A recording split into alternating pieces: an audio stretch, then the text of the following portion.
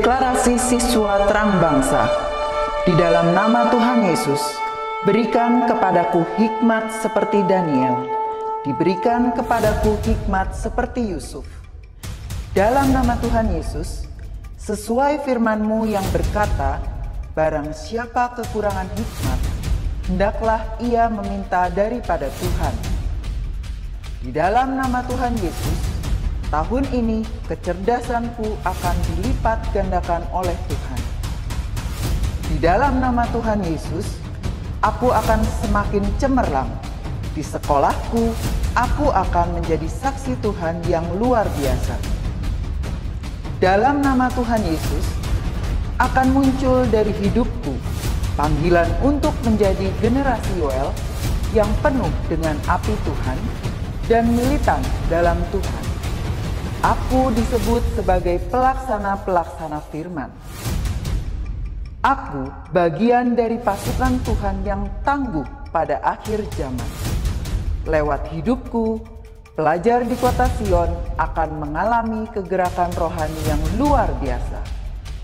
Aku menerima jaminan masa depanku dari Tuhan sendiri, kalau aku hidup seperti yang Tuhan mau. Demi nama Tuhan Yesus, semua jadi dan genap. Amin, amin, amin.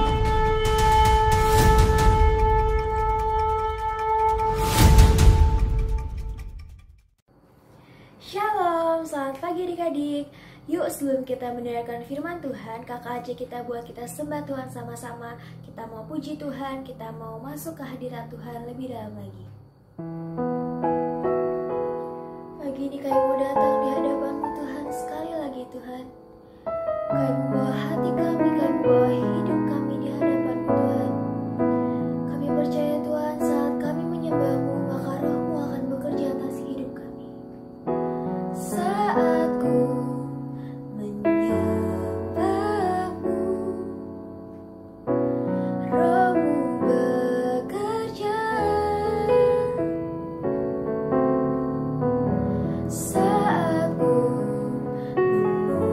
memuji-Mu, Kau bertanya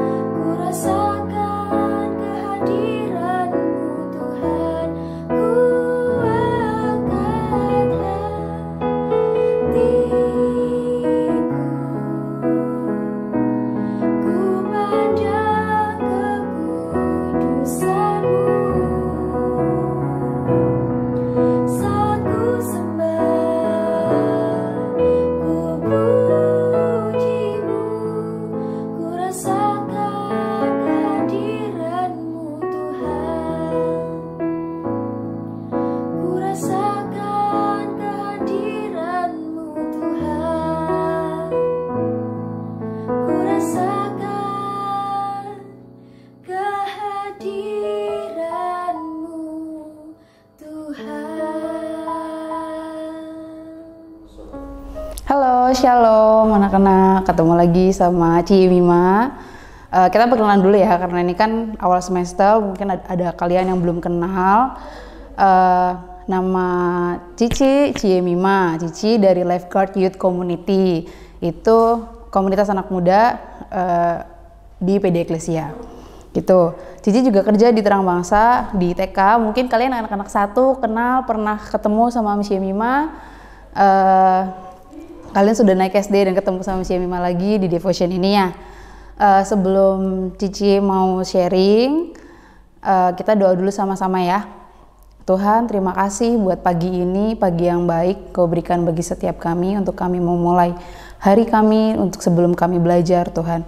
Biarlah Engkau yang urapi berkati setiap kami, berikan kami Tuhan hikmat-Mu, berikan kami Tuhan hati yang mau mendengar, mau menerima setiap firman-Mu, telinga yang mau mendengar Tuhan. Biarlah setiap firman itu tertanam, bertumbuh dan berbuah lebat dalam hidup setiap kami. Di dalam nama Tuhan Yesus kami berdoa dan kami bersyukur. Amin.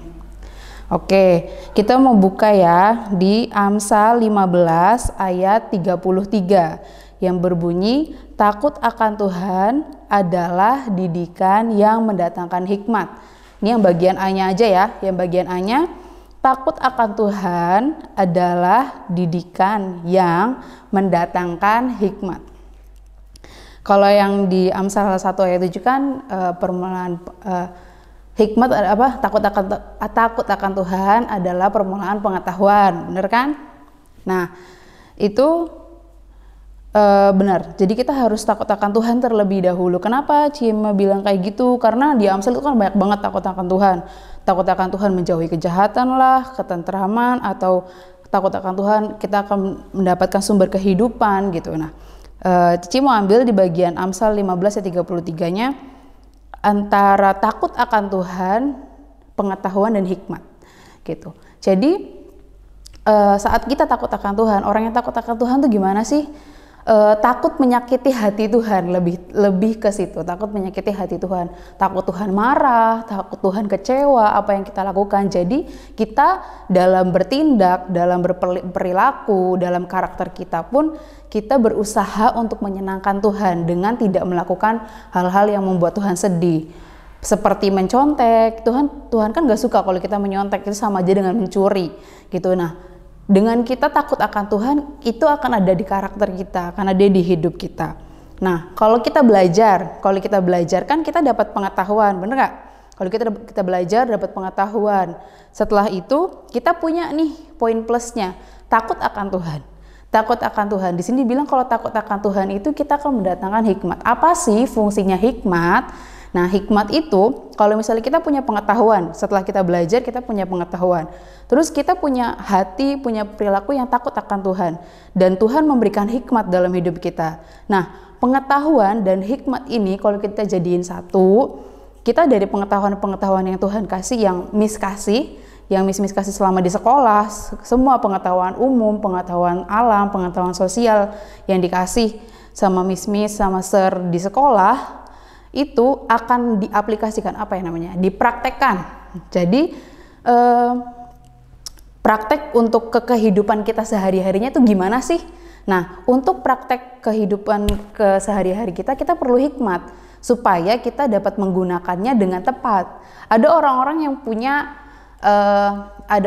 punya pengetahuan yang tinggi, misalnya seperti pejabat-pejabat gitu ya. Ada kan yang namanya koruptor, betul nggak? Ada yang namanya koruptor. Oh, dia tuh punya informasi banyak tentang politik, tentang negara, tapi disalahgunakan gitu. Disalahgunakan itu karena dia nggak punya takut akan Tuhan dan dia nggak punya hikmat untuk menggunakan setiap yang namanya pengetahuan yang dikasih, yang dia dapat.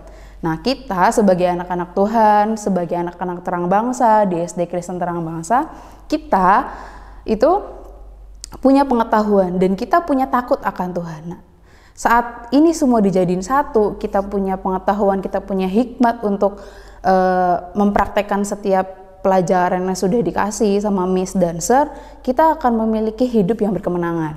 Kita akan mendapatkan berkat yang luar biasa. Kita tahu bagaimana cara mengelola apa yang Tuhan kasih, baik itu pengetahuan, mungkin keuangan, mungkin kalian yang dikasih uang jajan sama mama. kalian nggak akan nggak akan menggunakan uang itu cuma-cuma gitu kan. Kalian akan memikirkan, oh ini uangnya mau diapain nih. Nah, dalam masa kayak gini kan, udahlah saya tabung aja uangnya daripada buat jajan, keluar rumah dan segala macam. Sekarang lagi pandemi, mending kita di rumah aja. Jadi uang jajannya dihemat gitu. Jadi bisa disimpan, nanti sewaktu-waktu perlu, pasti nanti akan ada waktunya gitu kan. Nah, itu namanya kita lebih berhikmat gitu. Kita menggunakan apa yang kita punya, apa yang kita tahu itu untuk hal-hal yang baik. Itu arahnya nanti ujung-ujungnya kita akan menggunakan setiap segala sesuatu yang kita punya, pengetahuan, setiap berkat yang kita dapat itu tuh untuk menyenangkan Tuhan. Jadi dari Tuhan kembali lagi kepada Tuhan. Apapun yang kita lakukan, apapun yang kita dapatkan dari sekolah, itu tuh pasti semuanya baik. Mungkin kalian dapat pelajaran komputer, terus belajar nih cara bikin video atau gimana cara membuat gambar gitu kan. Nanti kalian akan pergunakan itu setelah diasah, nanti kalian akan menggunakannya dengan lebih baik. Misalnya bikin poster buat gereja gitu, bikin video buat gereja, atau kalian yang suka TikTok mungkin, itu kan pengetahuan ya, itu kan keahlian ya yang kalian asah, yang kalian punya. Nah, kalian bisa share firman Tuhan, kalian bisa share semua kebenaran Tuhan, kebaikan Tuhan, lewat TikTok juga bisa. Itu namanya keahlian dicampur dengan hikmat, dan akhirnya ujung-ujungnya pun menyenangkan Tuhan. Kita bisa menyelamatkan banyak orang gitu kan. Nah, itu alat juga yang bisa dipakai. Itulah kenapa yang namanya pengetahuan harus dibarengi dengan yang namanya takut akan Tuhan. Karena saat kita belajar, saat kita punya pengetahuan yang baik, yang bisa kita gunakan, kita akan mempergunakannya untuk hal-hal yang baik. Untuk orang-orang yang belum tahu, untuk orang-orang yang belum bisa seperti kita belajar mungkin. Jadi kita bisa mempergunakan segala sesuatunya. Mungkin kalian yang ranking 1 di kelas, terus kalian melihat nih teman-teman kalian yang kok mereka belajarnya susah ya gitu, kenapa nilainya di bawah KKM ya. Kalian pun ikut memikirkan dan bagaimana supaya pengetahuan itu bisa kalian bagi ke teman-teman kalian gitu. Itu namanya pengetahuan kalian digunakan dengan untuk hal-hal yang baik gitu. Untuk pengetahuan kalian bisa kalian gunakan. Bisa juga kalau misalnya kalian udah besar, misalnya lulus SMA, terus kalian mau lesin adik-adik kelas yang di bawah, itu bisa. Itu kan bisa digunakan untuk hal-hal yang baik. Nanti kalian juga bisa dapat uang dari ngelesin dan segala macam. Nah, itulah fungsi namanya pengetahuan. Pengetahuan yang kita punya dengan takut akan Tuhan, kalau disatuin tuh luar biasa. Oleh karena itu, kita juga harus punya yang namanya takut akan Tuhan. Takut untuk menyakiti hati Tuhan. Takut kalau Tuhan kecewa. Jangan sampai kita kayak nenek moyang kita, Adam dan Hawa ya. Adam dan Hawa itu kan dikeluarin dari Taman Eden karena dia tidak taat, karena dia tidak memiliki rasa takut kalau Tuhan kecewa gitu. Jadi dia mengikuti apa yang dikatakan ular, jadi memakan buah yang membedakan baik dan jahat. Itu yang membuat dia dikeluarkan gitu kan, karena dia nggak punya roh yang takut akan Tuhan. Pengetahuan ada, tapi dengan tanpa takut akan Tuhan itu akan menjadi satu hal yang salah gitu. Akan ada banyak contoh, ada banyak perilaku yang sebenarnya pinter, anak ini tuh pinter, sebenarnya orang ini tuh luar biasa pengetahuannya, tapi tanpa takut akan Tuhan itu semua akan sia-sia gitu. Seperti halnya yang namanya iman tanpa perbuatan adalah mati. Kalau misalnya pengetahuan tanpa takut akan Tuhan itu semuanya sia-sia gitu. Jadi kita harus punya takut akan Tuhan dalam setiap kehidupan kita, karena kita itu anak-anak Tuhan yang dikasihi Tuhan, yang selalu dirindukan Tuhan. Jadi ayo kita semuanya belajar untuk kita punya hati yang mengasihi Tuhan, karena rasa takut akan Tuhan, takut menyakiti hati Tuhan itu pertamanya karena kita mengasihi Tuhan gitu. Karena kita mengasihi Tuhan. Sebelum itu karena kita ngerti, karena kita tahu bahwa Tuhan itu sudah mengasihi kita lebih dahulu. Oleh karena itu kita mengasihi Tuhan. Karena kita mengasihi Tuhan, kita takut Tuhan kecewa. Oleh karena itu kita punya namanya roh takut akan Tuhan gitu. Jadi itu aja yang mau Ci sharingin biar semuanya jadi berkat buat kita semua ya. sebelum kita untuk memulai segala sesuatunya, ingat sepanjang hari ini, sepanjang kita belajar, sepanjang kita beraktivitas, aku mau punya roh yang takut akan Tuhan, aku mau mengasihi Tuhan. Jadi sepanjang hari ini yuk kita mau sama-sama belajar, mengingat, dan kita percaya kita mau sama-sama mempraktekkan setiap firman itu dalam hidup kita. Kita berdoa ya. Tuhan, terima kasih buat setiap firman, buat setiap sharing yang sudah diberikan, yang sudah dibagikan buat kita semua. Biar semuanya itu tertanam, bertumbuh dan berbuah dalam hidup kami. Biar setiap kami menikmati setiap buah dari setiap biji, dari setiap segala sesuatu yang ditaburkan Tuhan. Terima kasih Tuhan, biarlah terus Roh Kudus yang memberikan pertumbuhan dalam setiap hidup kami, sehingga kami terus bertumbuh dan berbuah dengan lebat. Terima kasih Tuhan, kami menyerahkan sepanjang hari ini dalam tangan kuasa-Mu. Biarlah Engkau yang memberkati setiap kami, berikan kami hikmat, berikan kami pengetahuan, berikan kami roh yang takut akan Engkau. Biar setiap kami Tuhan boleh mengaplikasikan setiap pengetahuan yang kami punya, mempraktekkan setiap pengetahuan yang kami punya untuk hal-hal yang baik, dan semua untuk kemuliaan nama-Mu. Terima kasih Tuhan, segala pujian, hormat, dan kemuliaan hanya bagi Engkau Raja kami, Bapa kami, Allah kami yang kami kasihi. Haleluya, amin. Bye-bye.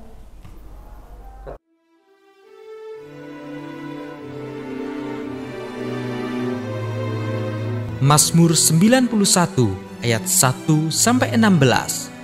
Dalam lindungan Tuhan. Orang yang duduk dalam lindungan yang maha tinggi dan bermalam dalam naungan yang maha kuasa akan berkata kepada Tuhan, tempat perlindunganku dan kubu pertahananku, Allahku yang kupercayai. Sungguh Dialah yang akan melepaskan aku dari jerat penangkap burung, dari penyakit sampar yang busuk. Dengan kepaknya Ia akan menudungi engkau. Di bawah sayapnya engkau akan berlindung. Kesetiaannya ialah perisai dan pagar tembok. Engkau tak usah takut terhadap kedahsyatan malam, terhadap panah yang terbang di waktu siang, terhadap penyakit sampar yang berjalan di dalam gelap, terhadap penyakit menular yang mengamuk di waktu petang. Walau 1000 orang rebah di sisimu dan 10.000 di sebelah kananmu, tetapi itu tidak akan menimpamu. Engkau hanya menontonnya dengan matamu sendiri dan melihat pembalasan terhadap orang-orang fasik. Sebab Tuhan, Ialah tempat perlindunganmu, yang maha tinggi telah kau buat tempat perteduhanmu. Malapetaka tidak akan menimpa kamu, dan tulah tidak akan mendekat kepada kemahmu. Sebab malaikat-malaikatnya akan diperintahkannya kepadamu untuk menjaga engkau di segala jalanmu. Mereka akan menatang engkau di atas tangannya, supaya kakimu jangan terantuk kepada batu. Singa dan ular tedung akan kau langkahi. Engkau akan menginjak anak singa dan ular naga. Sungguh, hatinya melekat kepadaku, maka aku akan meluputkannya. Aku akan membentenginya, sebab ia mengenal namaku. Bila ia berseru kepadaku, aku akan menjawab. Aku akan menyertai dia dalam kesesakan. Aku akan meluputkannya dan memuliakannya. Dengan panjang umur akan kukenyangkan dia, dan akan kuperlihatkan kepadanya keselamatan daripadaku. Amin.